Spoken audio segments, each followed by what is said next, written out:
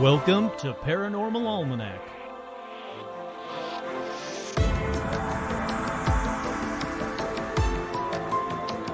With your host, Kurt Sandvig.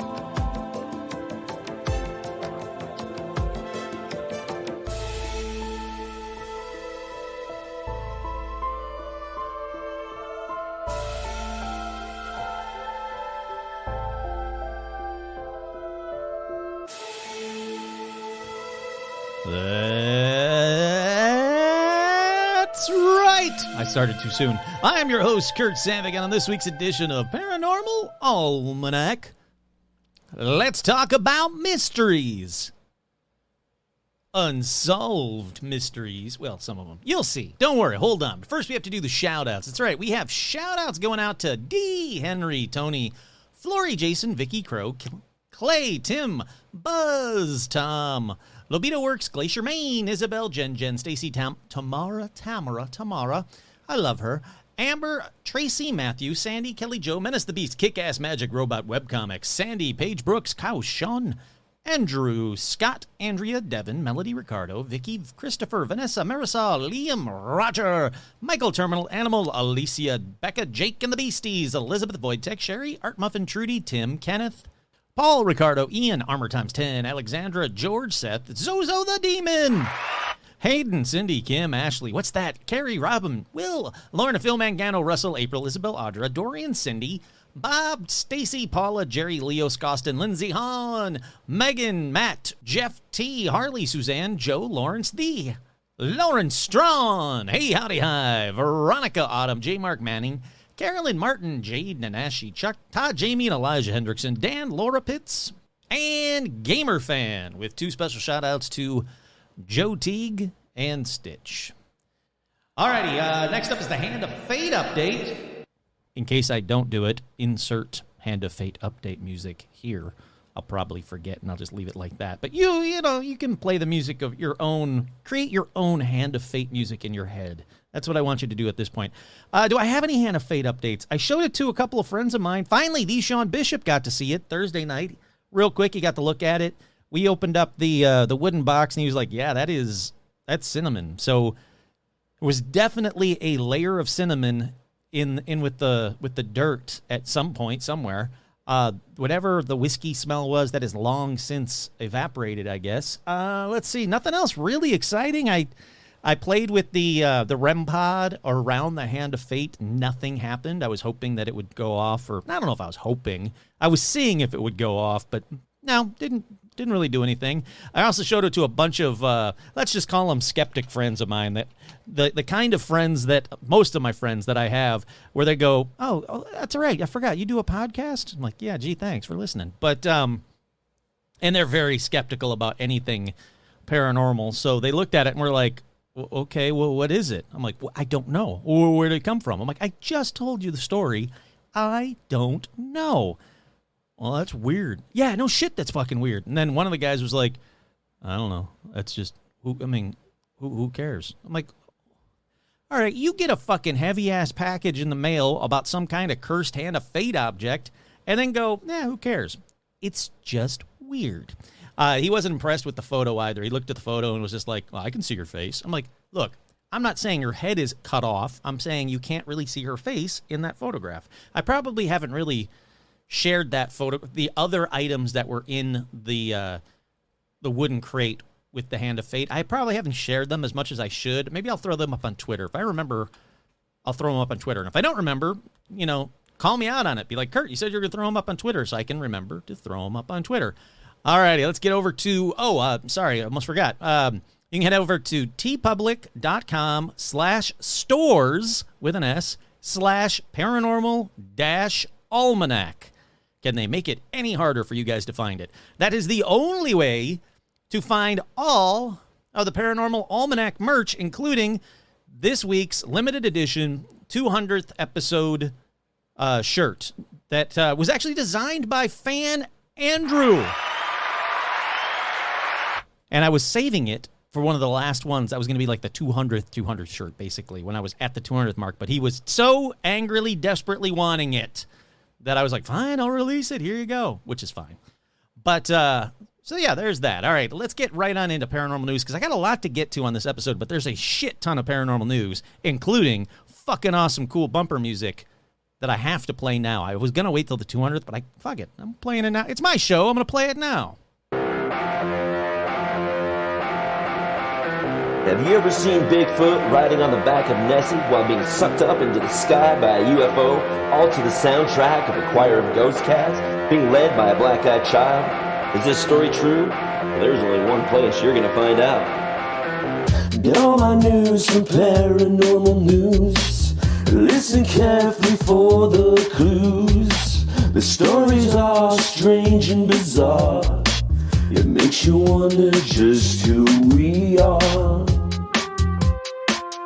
This is paranormal news. Paranormal news. There's something in the shadows. Take it away, Kurt. Okay, Buzz, I will. That's so freaking awesome. It is by Buzz Lee. I cannot thank him enough. Buzz, you said take it away. I'm trying to take it away. I'm literally doing what you just asked me to do. No, it's by the awesome Buzz Lee. I can't thank him enough. If you guys have talent and style like Buzz to make bumper music, please send it in because I love a good bumper music, and that was exactly a good bumper music. So once again, thank you to Buzz Lee, in case you couldn't hear me, because I forgot to actually turn down that music a little bit. But in case you couldn't hear it, that was from Buzz Lee. Freaking awesome. Patron Buzz Lee, killing it on that one. I fucking love it. All right, this first one in paranormal news is one that I've been eager to get to. I threw it first on there because I want to figure out, I wanted to watch it. I haven't watched it yet. It was a tweet by Paranormality Magazine that says, here's the video of the pale creature caught on a security camera near Moorhead, Kentucky. And it's 33 seconds long, and I didn't watch it. I posted it on the Facebook page. I know some of you guys watched it. I can't find that post because I wanted to read your guys' comments, but I couldn't find it, so sorry. But it's okay because I'm going to watch it right now. I'm going to make it full screen. I really want to see the whole fucking thing.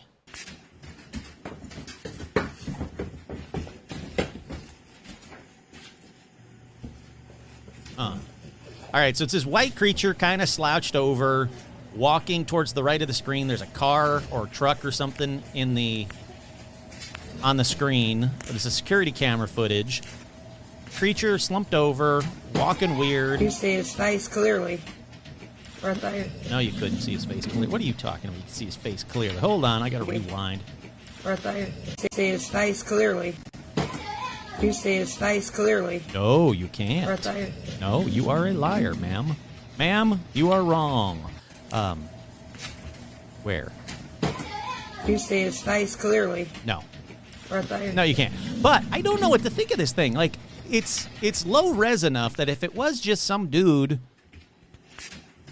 slouching over and walking weird, it's creepy. I'll give him that. I don't think it's CGI. I think it's just some dude walking all kinds of creepy weird, trying to scare people on a security camera. But you know what? Job well accomplished. Let's see if there are any.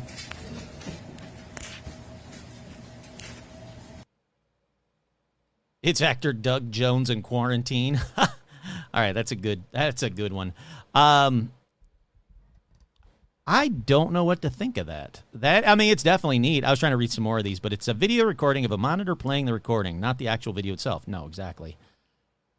I don't think it was a guy in a suit. I could very well be a guy in a suit. I think it's a manipulation of photography, but God told us there are creatures that we do not see. Well, then, how do we know it? Yeah, I think it's a guy in a bodysuit, but I have no idea. I feel like this looks like a person in a bodysuit. All right, yeah, it's a bunch of people trying to guess what it is. No one knows what it is. I don't know what it is. Let's move on to the next one. I got more shit to get to. This next one's very quick. Conspiracy theorists think that the Large Hadron Collider transferred us into a parallel universe yesterday.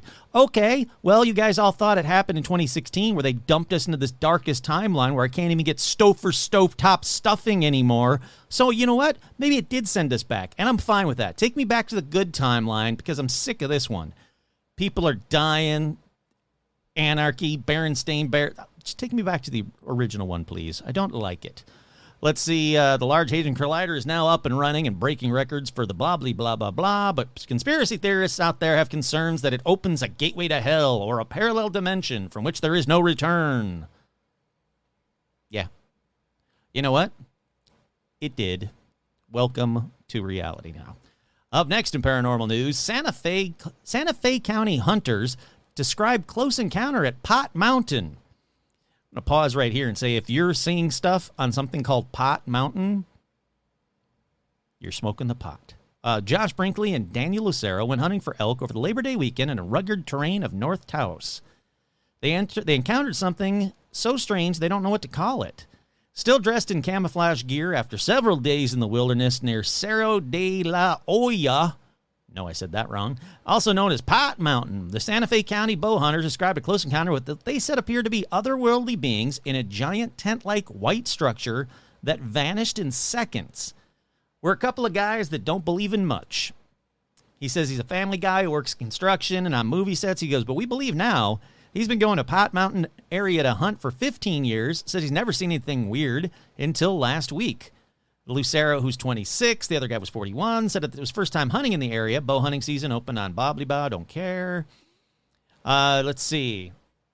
It's about 9:30 a.m. I take off walking, creeping around through the woods, looking for elk. He reached the top of the mountain where there's a caldera, a wide bowl left behind by a collapsed volcano, in case you don't know what a caldera is. As he walked to the edge, he said he saw two figures a short distance away. At first, he thought they were fellow hunters, but they were too tall, their heads too big. They were standing side by side, staring right at me. He walked towards them across the brushy field, a distance he estimated to be about 35 yards. As a bow hunter, he said he's adept at measuring distances because it's critical to hitting a target. All right, I can get behind that. That's cool. I figured I would walk over and talk to them. As he walked around a bush in his path, however, the figures disappeared. They were gone, just gone. He thought about what he had seen, two tall figures concealed below the waist by brush. The shape that would be like their heads looked like they had huge hoods on. It looked like two ribbons coming off either side to a point at the top and the bottom. The right side was black, left side was white and a little shiny. Torsos were kind of black. I couldn't see many details. It definitely looked like clothes, and the middle of the oval was just gray. Later, he would draw what he could remember of the figures in a leather-bound sketchbook he carries with him. It would draw what he saw that same day. All right, where's the drawing? I don't care about this. Where's the drawing? Nope, it's not on here. Awesome. He said, I couldn't take it anymore. I had to tell the other guy what he saw. And they said they couldn't figure out why there was no elk. There was no wildlife at all. After about 10 minutes of driving away, they saw a strange structure about a quarter mile away that appeared to be a movie base camp or a film set for an alien spaceship scene. It's this big tent structure, like a circus tent, 50 to 60 feet tall. Coming off the left was this long building, almost like you would build for archery lane for target practice. These guys were really into archery. It was a third the height, but really long, maybe a couple hundred feet. They drove down the hill, just lost sight of the structure for 5 seconds. When we topped the hill, it was gone. Just gone. There was no dust. There was nothing. They drove around the area until dark, searching for the structure. They said, I just know it was real. It was huge and white and then gone. When they reached a place with cell phone service, they called a few friends, told them what they saw. They thought about calling the Air Force. They called some guy from National UFO Reporting Center in Washington State. It was a dramatic story. If it was true, it is profoundly unsettling. Huh. All right, yeah, that's cool. Go up to Pot Mountain if you want to see an alien. Alrighty, up next in paranormal news. If it would pop up, give it a second. Come on, Kurt. Come on. The hell? Let's try that again. Come on, baby. I want to tell the story. Yeah, here we go. Anomaly hunter spots craft flying over Antarctica on Google Earth. Alrighty, let's see.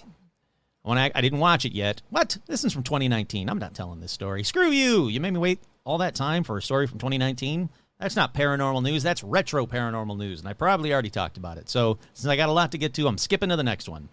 As NASA prepares UFO study, are we seeing a new space race for aliens? Aliens, extraterrestrials, or little green men? Let's see. Don't care about any of this. Doesn't stop the government from holding its first congressional hearing on UFOs. Let's get down to the big stuff. In June, NASA announced it was to set up its own independent report on UFOs, which, again, is still just freaking amazing. Daniel Evans, Assistant Deputy Associate Administrator for Research at NASA's Science Mission Directorate, who is responsible for orchestrating the study, has said that the report is expected to reach completion in the spring of 2023. So we got a little time to go. That same month, Dmitry Rogozin, head of Russia's space agency Roscosmos, sure, why not, suggested that his country is also going to have some form of official recognition for the reports. Huh. All they did say, though, hold on, though, this Rogozin guy loves to make a bunch of scientific or sensational statements that have no bearing at all on reality, so probably not true. But it would be neat if Russia did the same thing as America's doing, and other countries, not just them, all the countries start taking these things a bit more seriously. The rest of it's all stuff you guys already know, so let's go on to the next one. Up next in paranormal news, House votes to make reporting UFO sightings even easier. Now, I've actually talked about this one, but this story just came out on July 14th, that the House of Representatives on Wednesday voted for an amendment to the National Defense Authorization Act, making it even easier to report unidentified flying objects. The amendment creates a secure reporting system for UFOs and would, quote, also prevent unauthorized public reporting or compromise of properly classified military and intelligence systems, programs, and related activities. That's something you should note, because basically what they're saying is anything they determine that could compromise classified military, intelligence systems, programs, related activities will not be released to the public. Not surprisingly. But they said they were going to release everything to the public, remember? Yeah, not going to happen. Alrighty, up next in paranormal news, a UFO was filmed in Alberta, and people have questions. It says with video, so I better have a freaking video because I've been wanting. Oh, it does have. All right, good. A video posted to Reddit reportedly shows a UFO flying over rural western Alberta and has some people wondering exactly what was caught on tape. Filmed June 22nd, 2022 on my brother-in-law's work site in Alberta. The video moves off the subject for a few seconds as he's actually watching with his own eyes, keen to hear people's thoughts. It was shot somewhere near the Brazeau Dam, which is approximately 264 kilometers southwest of Edmonton, Canada. Alrighty, let's get to this freaking video already in progress. Well, I got to start that over. Alright, I see lights. I see trees. I see lights over a hill. They look like 3 lights. Possibly. Yeah, 3 lights in a triangle. Oh, they are moving. They're not staying like... All right, yeah, there are 3 lights kind of like dancing with each other. Very interesting. One person says, it looks avian. The overcast skies and direction of the light on the foreground trees make it look like they're passing through areas of open sunlight. I don't know about that. They have to be fucking big birds. They're far away. I don't mean they have to be fucking big bird. I mean they'd have to be huge birds that are very far away. Nah, I don't agree with that. They're birds. They look way too far away. I mean, if they are, there'd be ginormous birds, but it doesn't really line up with, like, bird flight or moving around in patterns. No, those are lights. I don't care. That guy's wrong. That guy's just wrong. Those are lights, and they are dancing with each other. Wow, that's neat. This is a neat one. I'll have to make sure I post this one. It doesn't. The rest of it doesn't matter. It's weird. It's UFO-y. I like it. I'll make sure I post it. Already up next in paranormal news. I still got like 5 left to get through. I don't have to. I mean, it's my fucking podcast. I can start at any time. But I want to get to them. Up next in paranormal news, the day workers saw a glowing UFO hovering over Birmingham's Rotunda skyscraper. It seems like an ordinary day in Birmingham, with the daily hustle and bustle of England's second city going on as normal in the heart of the city center, near where the Bullring Shopping Center stands today. A young man was hard at work at the 25-story Rotunda building. I don't care about that. He was 18 at the time. He's now, what? He was 18 at the time, but now is an elderly citizen. But this is a brand new story. Why'd you wait so long? The red object was airborne and glowing. It came from the direction of New Street, where one of the city's 2 train stations is based. Recalling the man's testimony, Dave Hodrian, chairman of Birmingham UFO Group, said he worked at the base of the rotunda. Him and 3 other people were asked to take up this chiller up to the street level to get it to load onto a lorry. They were out there on Queensway, where the new Bullring Shopping Center is now. Essentially, they looked over in the direction of the New Street station and saw a glowing red sphere that came from New Street and reached the top of the rotunda. Then it started to move down the other side of the rotunda, almost like it was looking into the windows in a vertical line. The case is a historic one. It says then it moved to down the side of the rotunda, but I'm like, you already said that. It gets about 3/4 of the way down, stops for several seconds, then reverses and goes back up to the top of the rotunda. Then it shoots off in the sky at an absolutely dramatic speed. Unfortunately, there was no photographic evidence of this incident. Basically, this guy's doing a bunch of stories about like historic UFO encounters, and this is one of the ones they did from 70-something years ago. Interesting. I like it. I like it so much, I'm going to move on to the next one. Up next in paranormal news, UFO false flag. Pentagon UFO videos and alien invasions warnings are just a cover-up for something even more sinister, aerospace engineer claims. Mike Barra, who says he worked on many classified military projects, says that he's analyzed all these videos, the gimbal, the tic-tac, the go fast, all the ones you guys already know about, and said there's nothing exceptional about any of them. Well, that's some bullshit. He said the Navy put out these videos about 4 or 5 years ago now about these objects. There's one called Gimbal, Go Fast, one called TikTok. I'm an aerospace engineer, and I spent 25 years working in the industry, and I know my aircraft. And I also know the capabilities of the instrument. I'm a big aviation buff, and I know everything that's in the sky. I was on many, many different programs. Get to your point. So when I'm looking at the videos, I'm looking at the couple of things. First of all, I can see it's performing in conventional manner. No, it's not. There's nothing exceptional about any of these. That's some bullshit. All right, I'm not even going to continue on. This guy doesn't know what the fuck he's talking about. He's saying that it's all the pilots using the instruments wrong without any evidence for any of that. So when he stops with the evidence, I stop with the news story. A black triangle UFO left U.S. fighter jet hopelessly outclassed and moved like no known craft as it buzzed a warship. That's right, it's happening again. Let's see. Declassified files show a destroyer once encountered a mysterious object multiple times in November of 1964 while sailing around 200 miles from Puerto Rico in the Atlantic Ocean. It was tracked on the ship's radar and was reported to have been made extraordinary maneuvers at incredible speeds while also being able to suddenly move slow at low altitudes. The object was also tracked by a radar station as it reported to have hit speeds of up to 4,000 miles per hour. That is cool. Shit's been going on forever, folks. We're going to figure it out someday, said no one. Alrighty, up next in paranormal news. This one's real quick, and I just wanted to add it because I love these kinds of stories. There's a cosmic heartbeat radio signal that everybody was like, holy crap, what is it? Well, astronomers figured it out. It's described like a heartbeat from a neutron star flash. So nothing paranormal. It's really cool when they can figure out what a fast radio burst is actually coming from.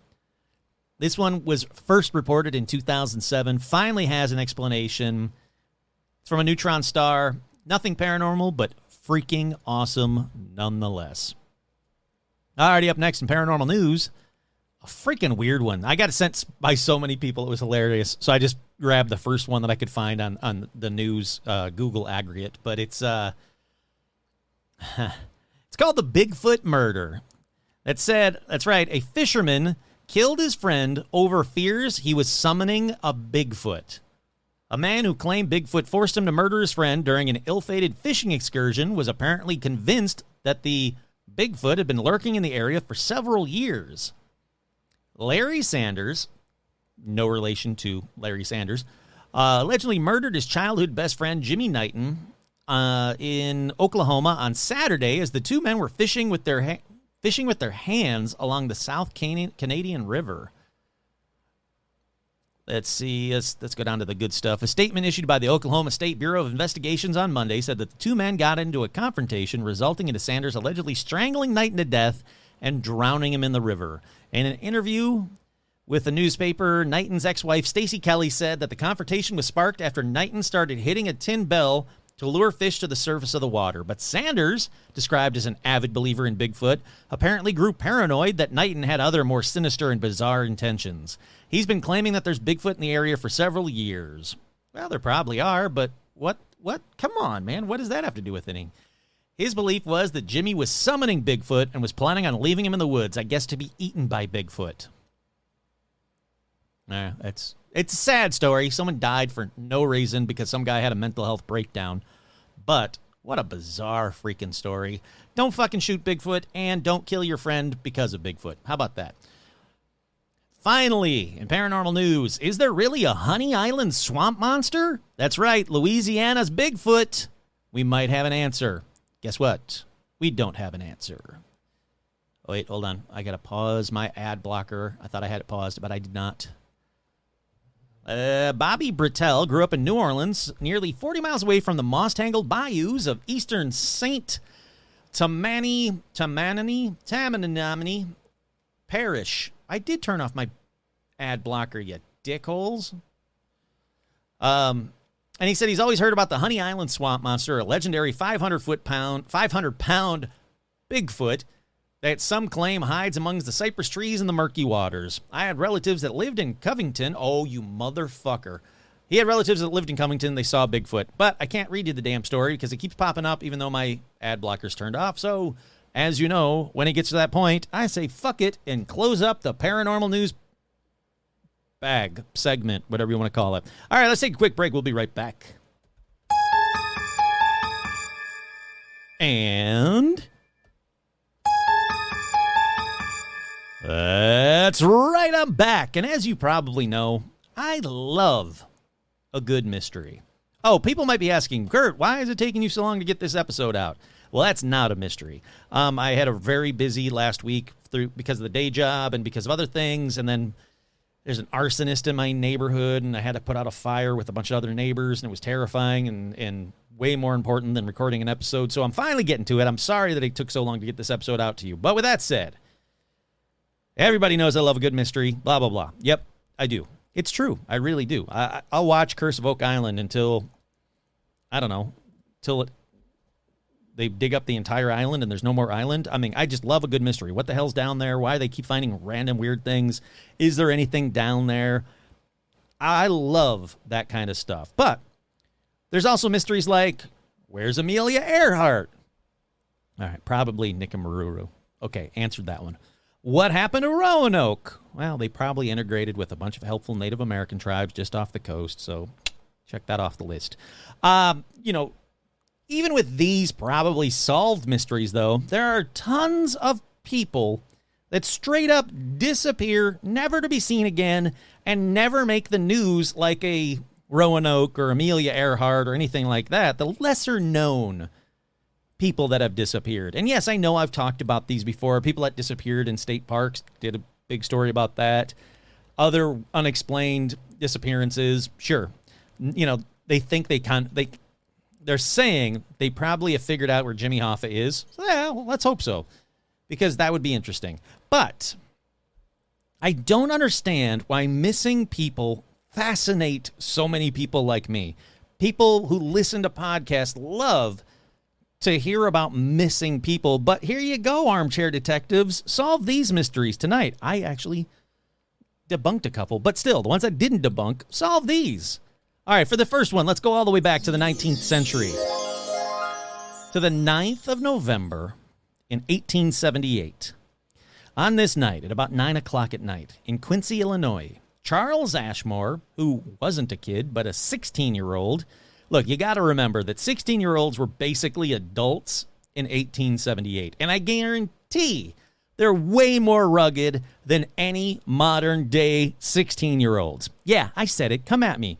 Come at me when you can churn butter, hunt and slaughter your breakfast, and poop outside by sunrise without tick-tocking about it. Then I'll say, okay, you're tough too. But until then, no, this kid was tougher. But 16-year-old Charles Ashmore, if he existed, not 100%, but the story's also from 1878. There's only so much research I can do. Let's just assume he's real. He was sent out to fetch water from a well. So off he goes, and then nothing. When he didn't return, his father went to look for him, so off he goes with the lantern. Now, he says he follows Charles's tracks in the snow easily until they just end abruptly. They all go out and look for him, search for him, nothing. A few days later, his mother said that she heard his voice. She would call to this incredibly clear voice that she was hearing. It was just like, that was him. I know Charles's voice. But he couldn't be seen, and she couldn't figure out where his voice was coming from. There are some that said, like, his voice was coming from space. No, it wasn't. Because it wasn't coming from the sky. She said she couldn't figure out where it was coming from. She asked where he was, but she never received any answer. Now, this went on 4 months, with family and neighbors also hearing his voice. Now, over time, they said that his calls grew fainter and seemed to be from greater distances away, so it wasn't like he was, yelling from the well or anything. But Charles was never seen again. Now, I could find evidence that his family existed. It does seem to be a true story, but there are some people that say, no, it's been confused with a story that I'm going to tell you a little bit later, and I don't think that's true. All right, this next one, though, it's very similar, kind of a disappearance as well. This one was actually published in June of 1953 in Fate magazine. From everything I could find, this one is probably a fictional story that was retold and retold and retold, became an urban legend for a bunch of different states over the years. This is almost like, like the ghost kids that push your car up over the train tracks and the handprints are in the dust in the back of your car. It's like that kind of a thing. All right, the story was called How My Father Disappeared. It was said it was written via an interview that writer Stuart Palmer had with daughter Sarah Lang. Not his daughter, but the daughter of the person that disappeared, this guy David Lang. So Sarah Lang, interview happened in 1931. I don't think it's real, but we'll keep going. Now, Sarah talked about how her father, David Lang, disappeared without a trace. September 23rd, 1880, Sumner County, Tennessee. David Lang walked through a field not far from his house. His wife watched him from the porch while their kids, George and Sarah, were playing in the courtyard. Now, just at this time, a lawyer and a judge, or lawyer, he was also a judge as well, I don't know, August Peck, and his brother-in-law were driving up to the house for some business. They said, suddenly, Mrs. Lang screamed. Men stopped the car. They were like, what the fuck is she freaking out about? She was looking off in the distance at her husband walking away. She doesn't like to, what is it? I don't want you to leave, but I like to watch you walk away. However they word that thing, it's one of those kind of things. She was liking what she was seeing when he was walking away. But then boom, he's gone. So they ran up to her. She said David just disappeared right before her eyes. She pointed the men to where he had vanished. So they run over there. They start the search. Nothing. A search party was formed. Again, months went by and nothing. But unlike the last one, this one actually had quote-unquote physical evidence, because on the spot where he disappeared, where she saw him disappear, they said an uneven circle with a diameter of 15 feet was visible. Inside the circle, they said nothing would grow. It seemed that even insects didn't want to crawl in there. Now, Sarah said one time, years later, while playing, the children went inside the circle, and they said they heard the voice of their dad, but faintly, and this one seemed ethereal. David Lang was never seen again. Dun, dun, dun. All right, moving on to Christmas Eve. The reason I say that one's not real, just so you guys kind of know, this Fate magazine seemed to be all bullshit. It was like the weekly world news of its time. It was just there to tell ghost stories and urban legends and spook you out, saying, like, these are all true stories, when very little have been determined to be true. Alrighty, so just by, sheer evidence or amount of crap that they posted, I'm going to say that one probably wasn't true, but that one doesn't have a billion armchair detectives online saying, no way that's true, or that, here's the guy that came up with the story and he admitted it's fake. Oh, nothing that I can definitively say shows that story is not true. That's why I put it on there as, yeah, sure, grain of salt it. Fate magazine's mentioned, but I don't know. Now, all right, let's move on to Christmas Eve, 1889. Now, this one I think isn't real, and I'll tell you why in a second. All right, we go to 12-year-old Oliver Larch of South Bend, Indiana. Now, he went to a well to fetch water. All right, how about this? Enough with sending people to wells. Just get indoor plumbing, idiots. All right, after a short while, his parents heard him crying out, "Help, help, they've got me, help." That's not even the weird part. Well, for them. What was weird was the cries seemed to be coming from overhead. No, I want a dun-dun-dun. Nah, it's not spooky enough. No, it's chirping. That's just a rim shot. I got to get a dun-dun-dun kind of a noise. So his cries were coming from overhead.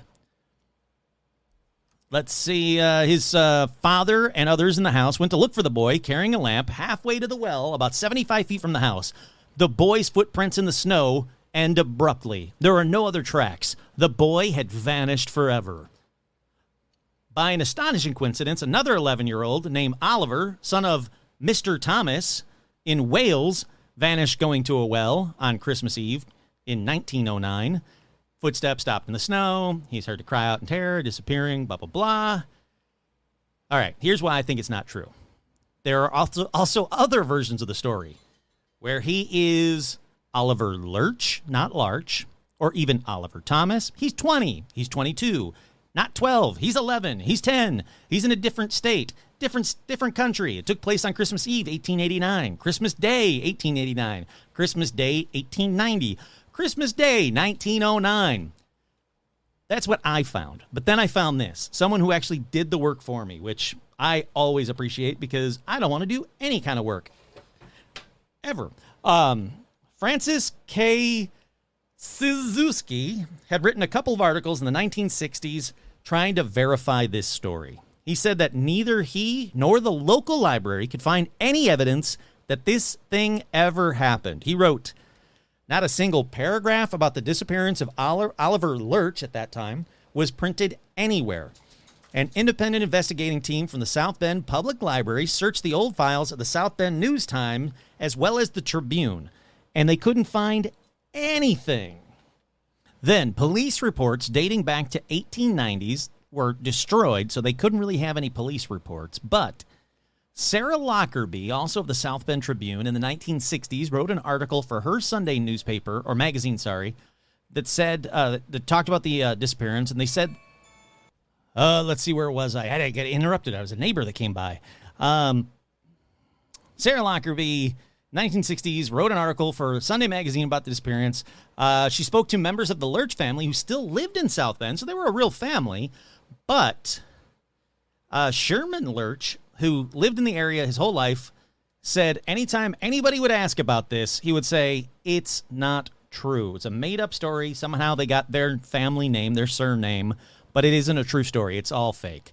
Now, another problem that these people did all this research that I didn't have to for, which I love, was the weather conditions. No matter what date you choose, December 1889, December 1890, 1909, whatever, it revealed that the weather was warm with highs in the 50s and 60s. So there is no possible way there was freshly fallen snow for his tracks and footprints and blah, blah, blah, blah, blah, blah, blah. Even with this, and it didn't take me long to find this person's stuff. I did my little research and I was like, oh yeah, this seems like it's bullshit. And then I found this guy's research and I was like, oh, it's really bullshit. This is amazing. Even with that, there are so many paranormal websites and podcasts that devote the entire episode, which I don't even know how you can. That's the whole story. I told you the entire story. They'll devote the whole episode to this story. It's bizarre to me that you can make an entire episode out of what is essentially like a paragraph of a story. They say it's true. It's been published so many times. And I bet money some douche nozzle is telling this story on TikTok and getting 1 million hits right now. It'll be forwarded to me in a month by a friend of mine saying, you should do an episode on this. Because I get those kind of messages daily from my friends. Have you ever done an episode on this? I'm like, yeah, I did that. Like not 6 years ago, like 3 years ago. And it's not true. Well, this guy says it's true and he's getting 1 million hits. Look, I'm not saying it's 100% not true. Most of these urban legend type stories have a grain of truth. To me, the grain of truth to this one is there was a Lurch family in South Bend, Indiana. It's been changed to Larch because probably in the 60s, Lurch became known for, Adam family. But, There's probably a grain of truth to it, but just spending a couple of hours researching it on my own, going down a bunch of rabbit holes, I said enough is enough.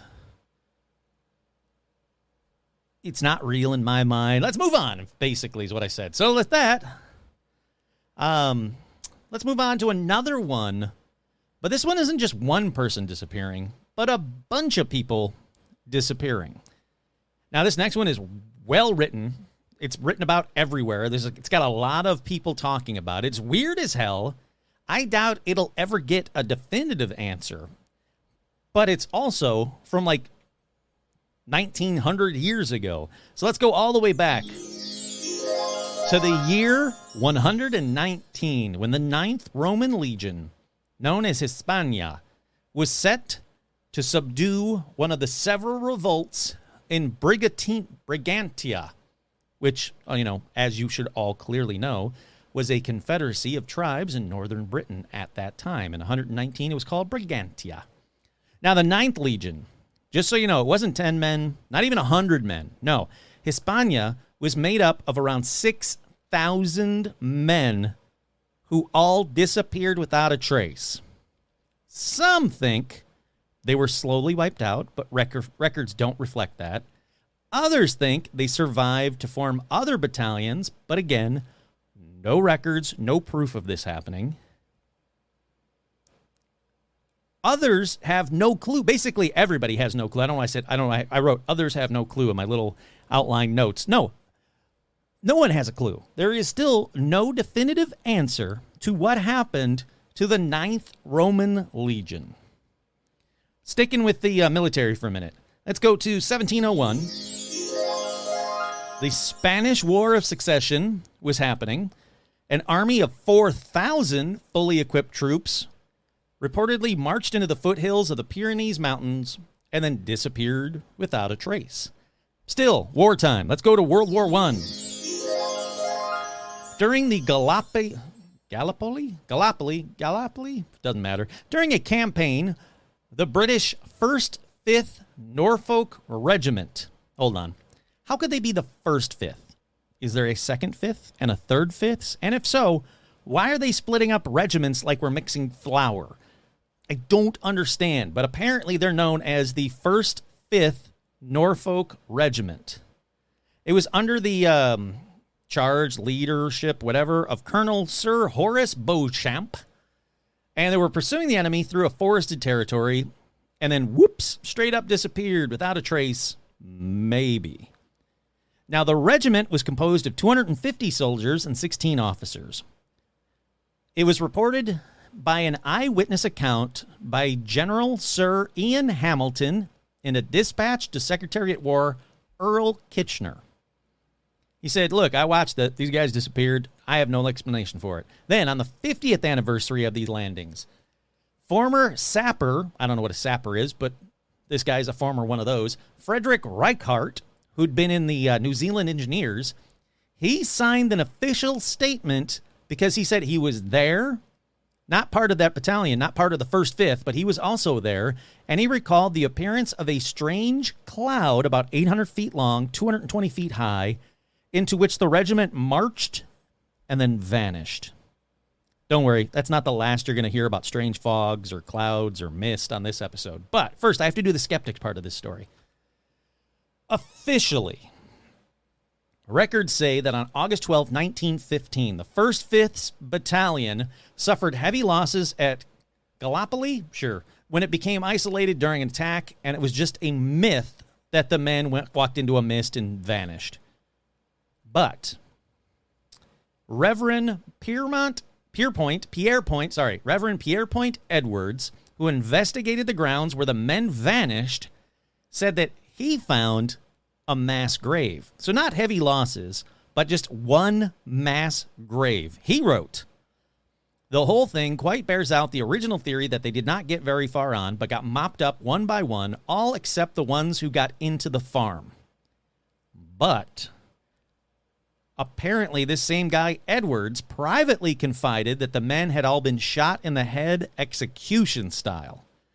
Then there's an account reported by supposedly a survivor, Arthur Weber, who said that he actually heard his fellow soldiers being ruthlessly rounded up and slaughtered by the Ottoman enemy in a completely different location. So the official story, he said, is bullshit too.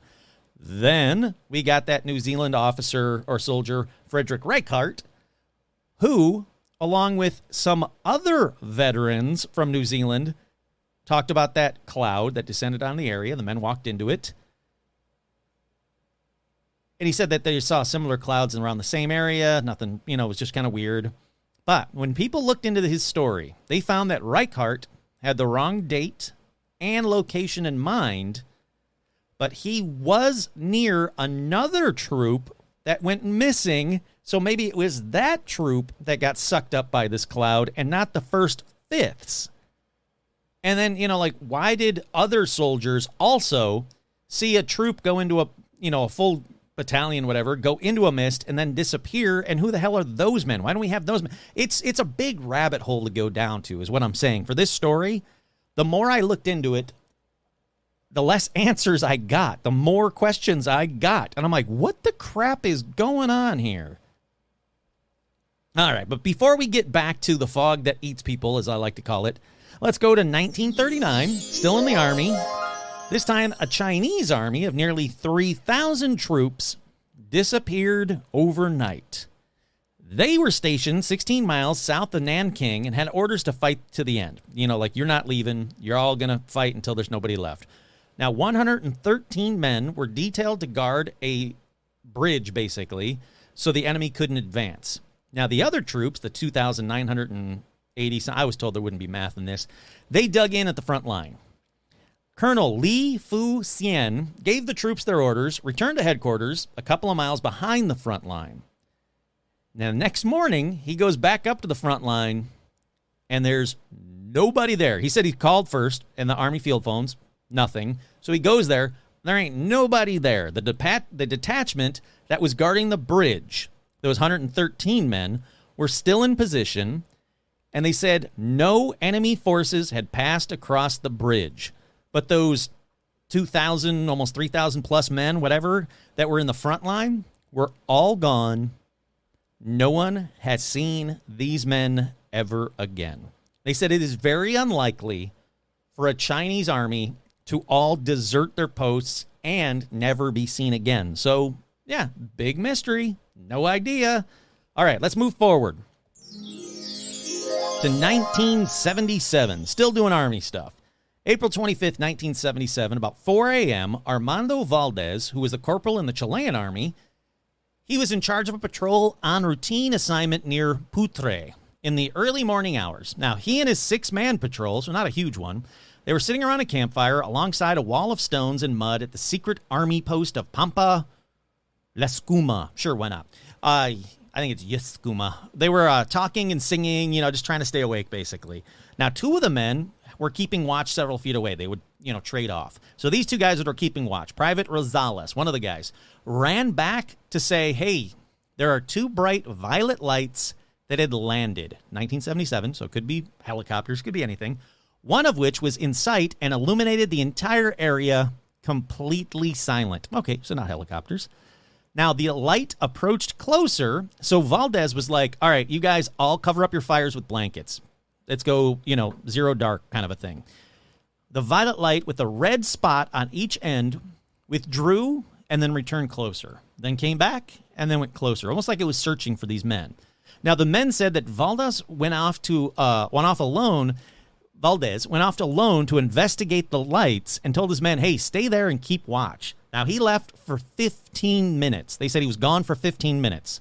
When he reappeared, he tried to speak and then passed out for 2 hours. Here's the odd thing. The date on his watch had been advanced by 5 days. The time was wrong. He now had about a week's growth of beard.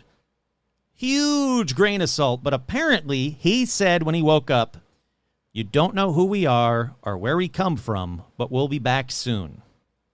Then he kind of came out of it and said, what? I don't remember anything from the moment I left you. He said he ordered them, get ready to leave because it's 4:30 in the morning. Problem was, it was actually 7 a.m. His calendar watch had stopped at or his calendar watch. I don't know why I wrote it like that. His watch stopped at 4:30, but the date was 5 days advanced. And the Chilean government actually looked into this incident and concluded they didn't know what the men saw or what happened to Valdez or where those lights even came from. All right, let's go back in time to 1914. Chilean Air Force pilot, First Lieutenant Alejandro Bello Silva. Now, he was taking part in an examination exercise. Depending where you get your information, he was either an expert pilot or he was learning to be a pilot. The fact that he was taking part in an examination exercise leads me to believe he was learning to be a pilot. Now, witnesses say his plane took off and then went into a fog. They expected his plane to emerge seconds later, but when a minute or two had passed, they were like, uh-oh, that ain't good. Now, despite an extensive search of the area, no sign of the plane or Silva was reported. They said it simply seemed like he flew into a fog and then vanished. But an update, I've got an update, kind of. It's not like from this year, but it's from November 28th, 2007. An expedition set out for the commune of San Antonio, Chile, when they found two metal fragments belonging to an aircraft in the Cuncuman Hills. Jaime Gonzalez Colville of the Chilean Academy of History says it's very unlikely that the remains of Lieutenant Bello should be found anywhere near Cuncuman. It doesn't make any sense, but they are hoping to find more fragments of the plane because it was, definitely a plane that they found, and some people are linking it to him already, saying it's definitely from that same plane, that same model, early plane, 1914, and they think they found him. But he shouldn't be anywhere near that area. So did he just fly into a fog and get lost and crashed? Maybe, but it doesn't explain the area that they found him in.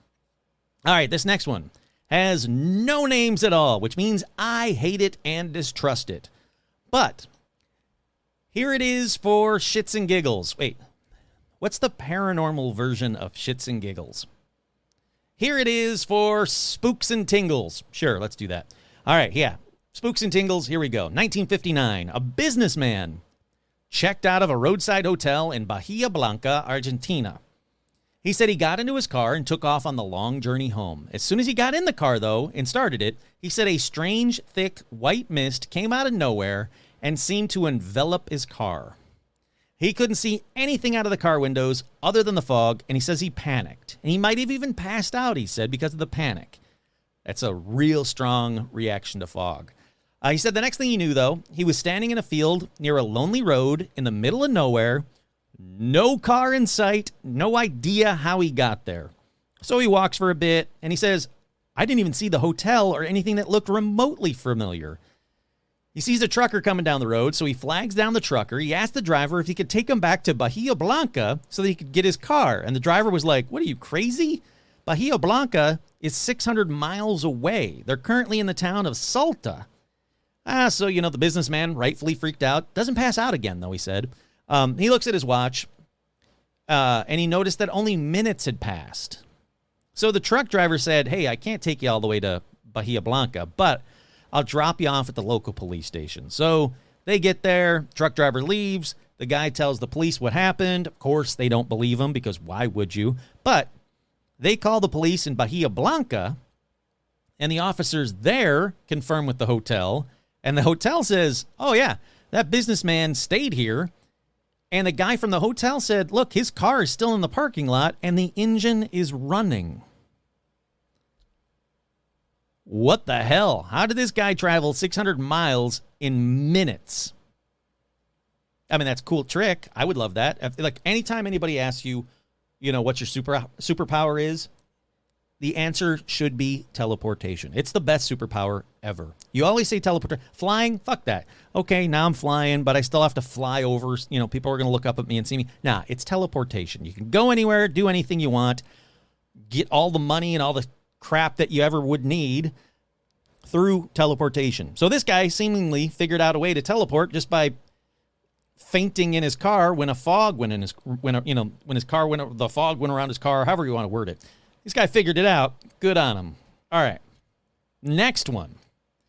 This one has a ton of evidence and reports on it, so I really like it.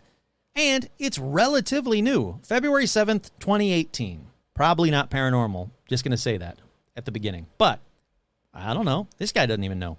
All right, it's about Toronto firefighter Danny Philippidis, who just straight up vanished into thin air while on an annual work skiing trip. All right, so this guy is 49 years old, experienced firefighter, experienced skier, was making his way from Whiteface Mountain to Lake Placid, where the firefighter was staying. So he tells, he shows up and he goes, oh crap, I left my cell phone out in the car. I'm going to go grab it. And then nothing.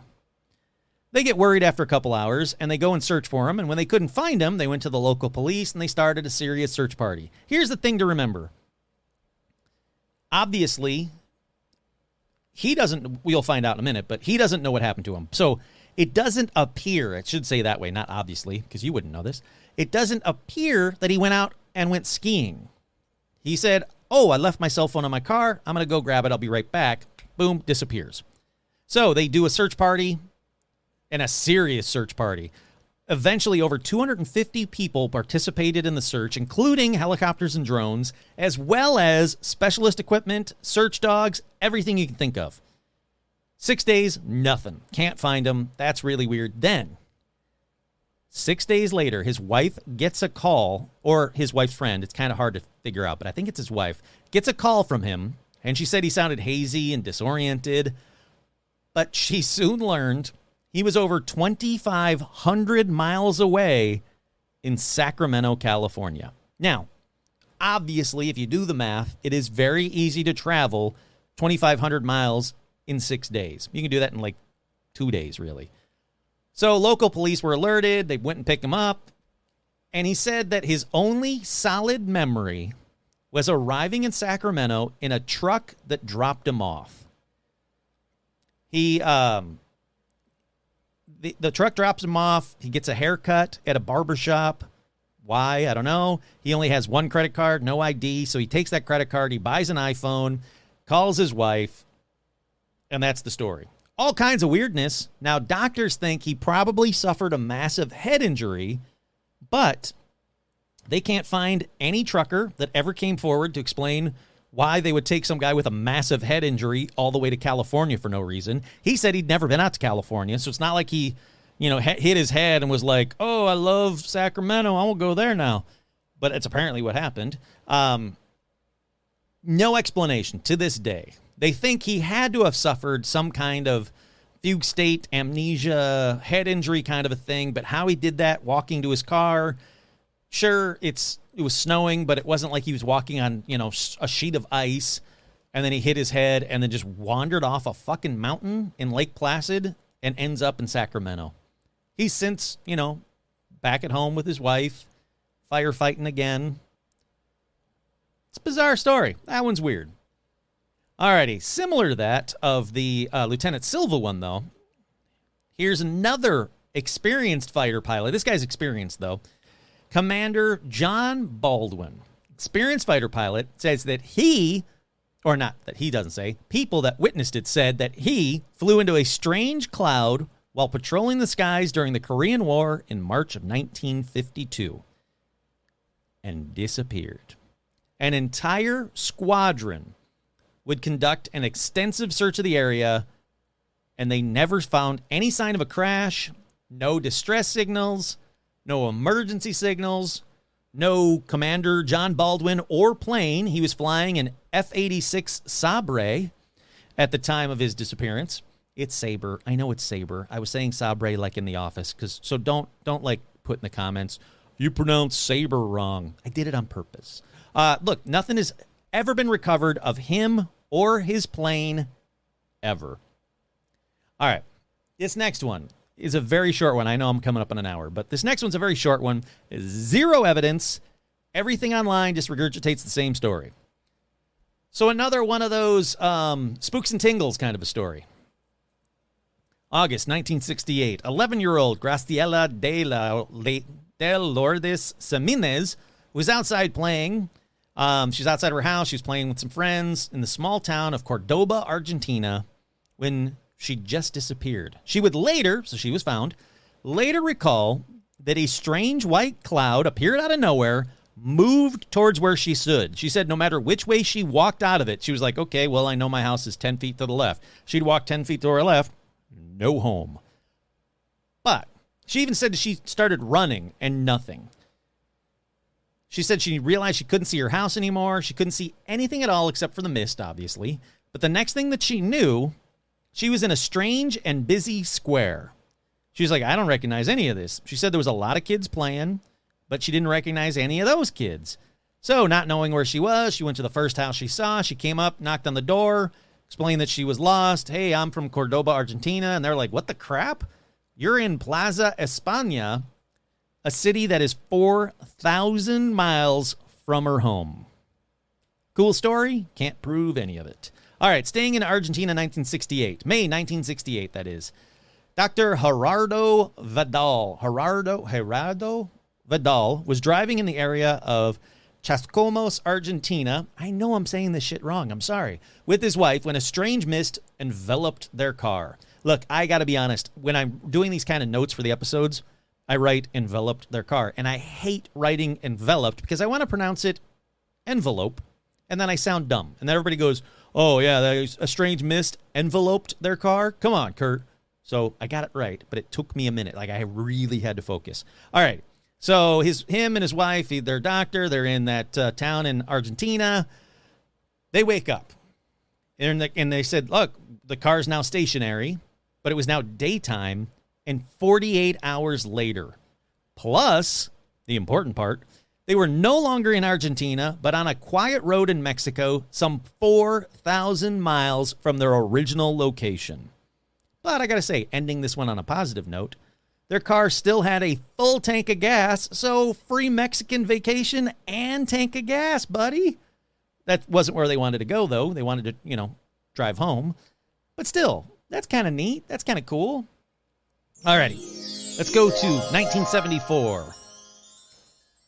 After arriving home in Essex from an evening with his wife's parents, John and Susan Day, along with their 3 children, realized that their trip home had taken over 3 hours longer than it should have. Which, Kurt here, if you've ever driven home from the in-laws' party, the drive always seems to take forever. But they had no memory of why their journey had taken so long. They said the entire family then began to experience intense nightmares starting that night and difficult sleeping in general. So, John agrees to undergo hypnotic regression, and he says he recalls that around 30 minutes into the trip, he had driven into a bizarre mist that had arrived from out of nowhere. An intense light shone in the distance in the fog. Then light hit the car and lifted it from the ground, taking it and them onto a UFO. But on the UFO, there were Nordic-looking beings in tight-fitting attire, and they performed various tests and procedures on all of them. Which I got to say was still a better time than the party with the in-laws, I guarantee. Alrighty, let's go on to a local legend time. I'll end with this one, actually, because we're getting to the end of this. So let's do local legend ending of this episode. This is about the roads around the base of Casa Grande Mountain in Arizona. They are subject, or said to be subject, to a strange black mist, so not a white mist, black mist. And get this, I don't know what dark legends are, but they say, dark legends state that if this black mist is allowed to engulf you, oh, that's good. So I guess it has to ask for your consent to engulf you, which, I appreciate. My advice is to say no thank you if it tries to engulf you. But if it does, they said, it will plague you with uneasy feelings. Look, get in line, Fog. I already have uneasy feelings. And it could also transport you away to another dimension or time altogether. How they know this? I have no idea. If it takes you to another dimension or time, who's coming back and saying, guess what happened, man? I was driving on the road. We were by Casa Grande Mountain, and this black mist came and asked, hey, I'm a black mist. Can I engulf your car? And I was like, I guess. And then it did it, and boom, I was in another dimension of time altogether. I hate legends because of that stuff. But that's not even the end of it. Many of these dark legends Sure, why not? Are said to have had their roots in the culture of the Hohokam? Sure. Native American tribes who once called that area their home until they disappeared without any explanation in the year 1100. Now, many of the ruins still exist in the area, and some say they don't even understand what these ruins are. According to the legends, the Black Mist of Casa Grande Mountain contains the ancient living essence of the desert and has a mind of its own and should be respected at all times. Of course it does. Why? Who knows? Who says this? No idea. You can't just make a statement like that and say it means anything. Oh, you know that fog? That black mist over there? That black fog is the living essence of the desert. It has a mind of its own, and you should respect it at all times, obviously. Who's saying this stuff? What are dark legends? How do I get to have a dark legend? Do I just make up a stupid story and say, here's my dark legend? This is the dark legend. No, Rum, I'm going to make it up. It's cool. I'll do it. It's fine. I'm making up a dark legend. Hold on. All right, this is the dark legend. Oh, my God. She does not want me to make a dark legend. She is against dark legends. Or she's telling you her own. Hey, Rum. I'm trying to do a dark legend over here. Give me like 2 more minutes and I'll be done, okay? All right, I love you. Good girl. I love you too. All righty. The dark legend of Burbank, California. Oh, my God. She's been quiet this whole fucking time. I hope you guys can hear her barking on this. I know this microphone stops that kind of stuff, but I hope you can hear it. Rum, sweetheart, it's okay. Come here. Come here. Hop in my lap while I tell the dark legend. No. Come here. Trying to do a dark legend. Okay, I love you too, but I got to do a dark legend right now. This is the dark legend of Burbank, California.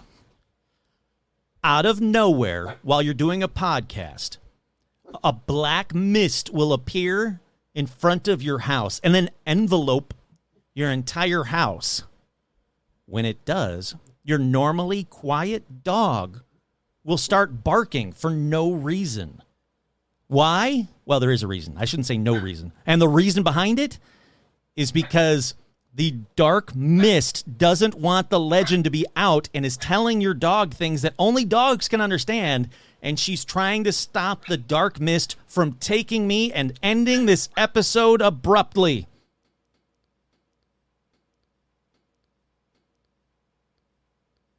There you go. That's the legend of Burbank Dark Mist. And Rum is just in a mood all of a sudden. My girl. All right, you know, once you get a dog freaking out about dark legends, you got to call this episode a quit. You got to quit the episode. So with that, once again, I'm your host, Kurt Saving, and this has been another edition of Paranormal Almanac.